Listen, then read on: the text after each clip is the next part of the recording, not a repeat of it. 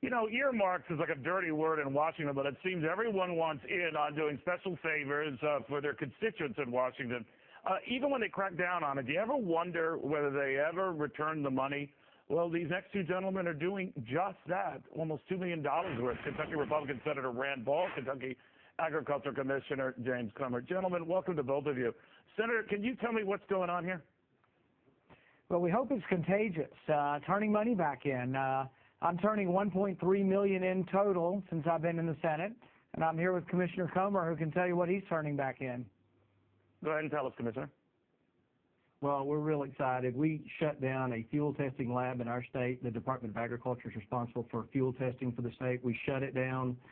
We privatized the services. We eliminated the state employees that were working there. We eliminated those jobs, turned it over to a private company. There was an earmark for $1.65 million to construct the fuel lab. We auctioned the fuel lab equipment when we privatized that government service, and it brought enough money to return to the taxpayers for $1.65 million.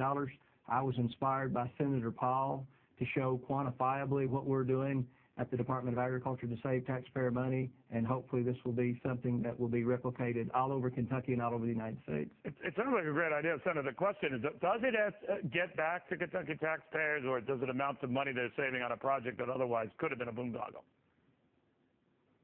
Well, it was a project that, when we went in, was losing $900,000 a year. It was hemorrhaging money. And we quickly figured out, as with most government services, it's cheaper to be done with the private sector. So we privatized that, and we're saving the taxpayers $600,000 a year. They're still being protected.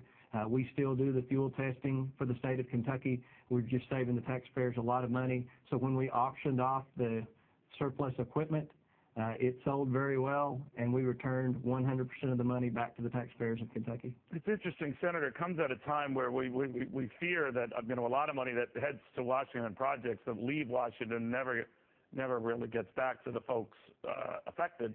We've also just found out this week, Senator, that of the Hurricane Sandy money, $60 billion worth, 2/3 haven't even been spent or utilized. In New Jersey, Chris Christie's state, it's closer to 75%.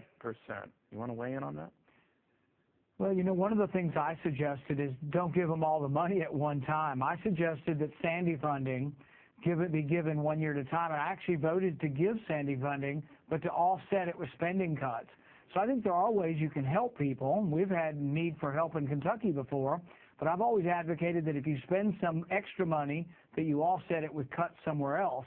I actually have a bill that would say to all government employees, I'll give you a bonus if you find savings throughout government.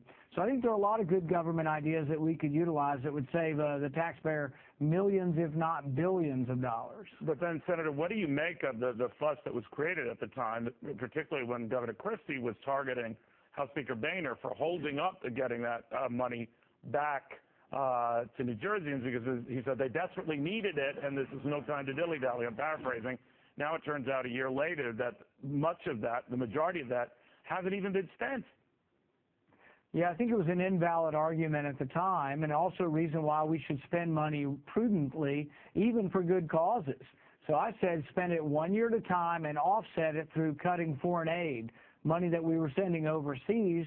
If we're going to be building in New Jersey, I'm not against that, but why don't we cut some of the money we spend in Pakistan to pay for the building that we have to do in New Jersey, do it 1 year at a time. So I think there are conservative ways you can spend money, but then there are ways you can spend it where there are no spending restraints, and I think that's a mistake. Do you think Chris Christie botched it? Well, I think, you know, sort of this give me my money now was not really the best attitude. There was a tragedy, people were in need, but the fact that most of the money hasn't been spent a year later argues for maybe the money should have been given out a little bit at a time, and maybe that money should have been offset with spending cuts, maybe with money we're spending building things overseas.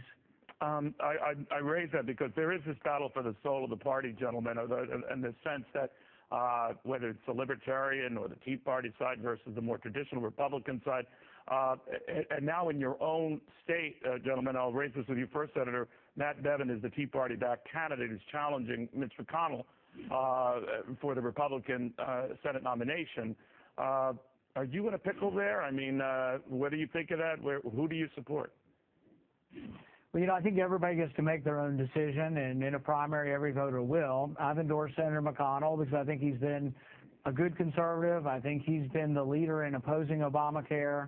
And I think some of a the lot of your ads colleagues decided don't feel the same way. A lot of your more Tea Party colleagues said that he's been a big I disappointment. don't know. I mean, You don't agree?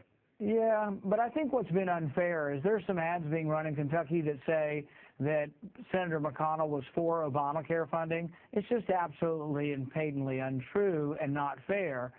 He's been a leader on the balanced budget amendment. He's been a leader for fiscal responsibility. So, I do, but I don't say anything bad about his opponent either. I know how it is to be a challenger, right. And I think really we can have a good primary and, may the best man win. Gentlemen, I want to thank you both. Very encouraging news, at least in trying to weed out some of the waste that goes on in Washington.